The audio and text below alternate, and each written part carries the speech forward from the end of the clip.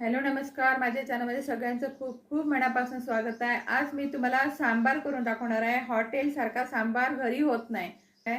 इडली आणि डोसा कितीही जरी चांगले झाले आणि त्याच्यासोबत जर सांबार जर चांगला नसेल तर मग ती इडली आणि डोसा खाण्यामध्ये काहीच इंटरेस्ट वाटत नाही। म्हणून आज मी तुम्हाला असा सुगंधित आणि परफेक्ट असा सांबार करून दाखवणार आहे। चला पटकन रेसिपीला आता आपण सुरुवात करू।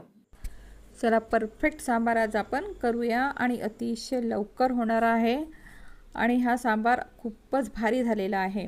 त्याच्यासाठी मी कोणती डाळ वापरलेली आहे, इथे ह्या छोट्या वाटीने फक्त तुरीची डाळ घेतली आणि त्याला आपल्याला 2 पाण्याने स्वच्छ धुवून घ्यायचं आहे। त्याच्यामध्ये आपल्याला हळद टाकायची आणि थोडंसं मीठ टाकायचं। कुकरमध्ये पाणी टाकून आपल्याला त्याच्या 4 ते 5 चांगल्या अशा शिट्ट्या करून घ्यायच्या आहे। मध्यम आचेवरच तुम्ही कुकरच्या शिट्ट्या काढा, म्हणजे डाळ कशी छान मस्त मऊसूत अशी शिजल्या जाते। कुकरच्या 4 शिट्ट्या झालेल्या आहे आणि कुकर थंड झाल्यानंतरच आपल्याला त्यामध्ये डाळ काढायची आहे। बघा डाळ कशी शिजली आहे, मस्त मऊसूत अशी आपली तुरीची डाळ छान शिजलेली आहे। आता त्याच्यासाठी भाज्या कोणत्या घ्यायच्या, कांदा, गाजर, वांग आणि शेवग्याच्या शेंगा आणि टमाटर इतक्या मी भाज्या घेतलेल्या आहे। एका कढईमध्ये आपल्याला थोडंसं तेल टाकायचं आहे। तेल टाकल्यानंतर तेल थोडंसं गरम होऊ द्यायचं आणि नंतर त्यामध्ये आपल्याला जिरं टाकायचं आहे। जिरं चांगलं तडतड होऊ द्यायचं। पूर्ण जिरं फुटल्यानंतरच मग त्यामध्ये आपल्याला कांदा चिरायचा आहे। कांदा थोडासा उभा चिरलेला आहे आणि तो एक कांदा आपल्याला परतून घ्यायचा आहे। कांदा थोडा परतून घ्यायचा। अद्रक आणि लसूण याची पेस्ट टाकायची 1 चमचाभर, ते सुद्धा थोड्याशा तेलावर होऊ द्यायचं आहे। एक बटाटा घेतलेला आहे, त्याची साल काढायची आपल्याला आणि नंतर त्याचे छोटे असे पीसेस करायचे। मग बटाटा टाकायचा। बटाटा टाकल्यानंतर मग त्यामध्ये वांगं टाकायचं। एकच वांगं घेतलेलं आहे, जास्त घेतलं सुद्धा नाही आहे। आणि शेवग्याच्या शेंगाचे आपल्याला छोटे तुकडे करायचे आणि त्याची वरची साल आपल्याला काढून घ्यायची आहे। सगळं आपल्याला तेलावर चांगलं परतून घ्यायचं आहे।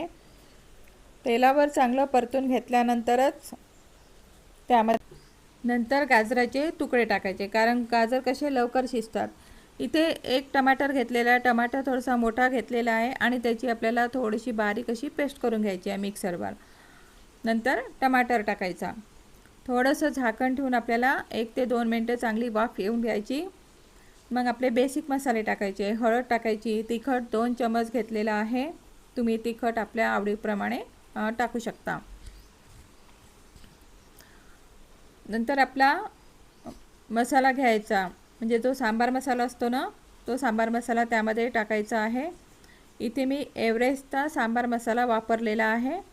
तुम्ही कोणत्याही कंपनीचा वापरू शकता, पण एव्हरेस्टचा सांबार मसाला खूप सुंदर लागतो। त्याची टेस्ट अतिशय मस्त आहे आणि मी तोच सांबार नेहमी वापरते। नंतर आपल्याला त्यामध्ये मीठ टाकायचं आहे।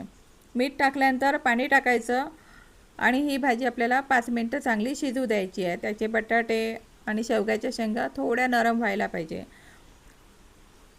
नाहीतर मग तुम्ही काय करता, ह्या सगळ्या भाज्या नाही का आपण तुरीच्या डाळीमध्ये सुद्धा तुम्ही टाकू शकता, परंतु मी सेपरेट अशा भाज्या शिजवलेल्या आहे। नंतर वरण, घोटलेलं वरण त्यामध्ये टाकायचं आपल्याला आणि चिंचेची कोळ टाकायची, म्हणजे त्याचं पाणी करून टाकायचं। आवश्यकतेनुसार त्यामध्ये पाणी टाकायचं। तुम्हाला कितपत म्हणजे घट्ट पाहिजे की पातळ पाहिजे ते आता तुम्ही आपल्यानुसार त्यामध्ये पाणी टाकायचं आहे आणि चांगली अशी उकळी येऊ द्यायची। बघा इतका सुंदर कलर, इतका छान आलेला आहे, असं वाटतच सुद्धा नाही की आपण हा सांबार घरी केलेला आहे। खूप छान टेस्ट आणि खूप सुंदर कलर आलेला आहे। तुम्ही माझ्या पद्धतीने एक वेळा असा सांबार नक्की करून बघा, खूप छान होतो आणि तरच मग इडली आणि डोसा खाण्याची मजा येते। सांबार चांगला झाला तरच आपण इडली आणि डोसा त्याच्यासोबत खाऊ शकतो किंवा आपण त्याचा आनंद घेऊ शकतो। मी तर इथे डोसे केलेले आहे आणि तुम्हाला आजचा व्हिडिओ कसा वाटला नक्की लाईक करा, शेअर करा आणि सबस्क्राईब करा।